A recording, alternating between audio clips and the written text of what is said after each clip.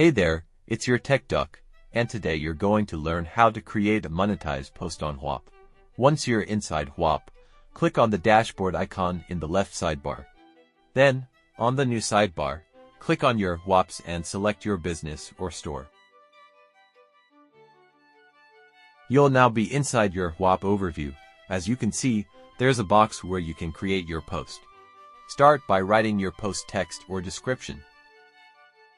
Next, add media like images or videos.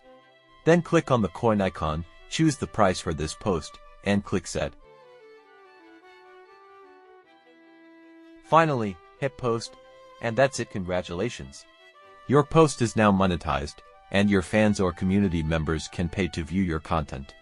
Check out our other Whop videos if you'd like to learn how to publish more content, set up payments, and enhance your store's design. And as always, don't forget to like and subscribe to your Tech Duck for more fast and easy tutorials.